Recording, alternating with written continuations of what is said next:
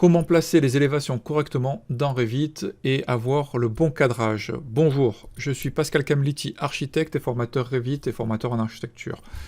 Je vais vous présenter aujourd'hui comment réaliser donc le placement et visualiser le placement de vos élévations dans Revit.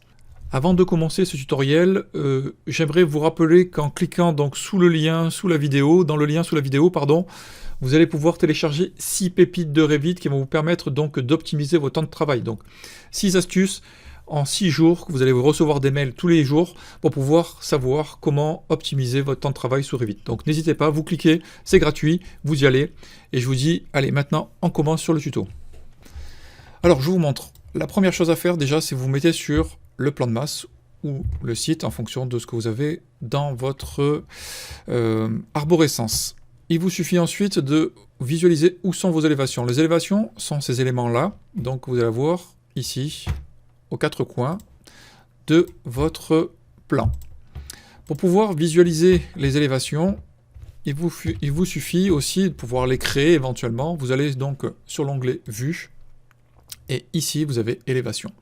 Donc l'outil élévation, vous le prenez, vous le positionnez, vous rajoutez une élévation, tout simplement. Mais rien de très compliqué.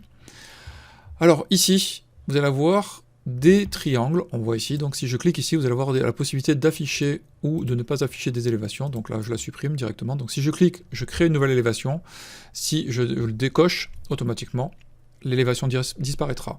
Maintenant, pour visualiser où est positionnée l'élévation, il me suffit simplement de venir cliquer une fois sur le triangle noir, et là je vois un trait bleu qui apparaît ici, qui va vous me permettre de visualiser le positionnement de l'élévation.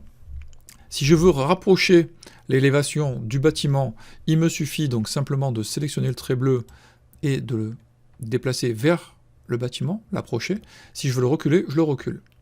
Ensuite, nous avons des points bleus ici qui vont nous permettre, si j'en clique un, et de les tirer, ça va être le cadrage de vue en fonction de la largeur de l'élévation que je vais avoir dans l'élévation elle-même. Et ici, ça va me permettre de jouer sur la profondeur de vue.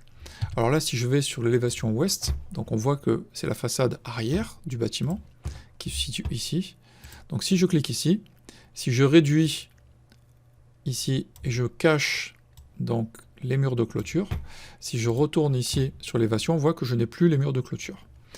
Donc pour pouvoir visualiser le cadrage, il vous suffit d'aller ici, afficher le cadrage, et là vous verrez le cadrage que j'ai sélectionné tout à l'heure. Donc ça me permet de cadrer et de visualiser qu'une certaine partie de mon élévation. Maintenant je retourne sur le plan. Si je sélectionne ici, si j'élargis ici et là, et que je retourne ici sur mon élévation, on voit que du coup j'ai bien dépassé. Donc c'est très simple, ça permet de vraiment voir tout ça. Donc ça c'est le cadrage pour pouvoir visualiser et éventuellement voir les éléments. Si je clique ici, je vais enlever le cadrage, et là je rajoute le cadrage. Voilà, tout simplement.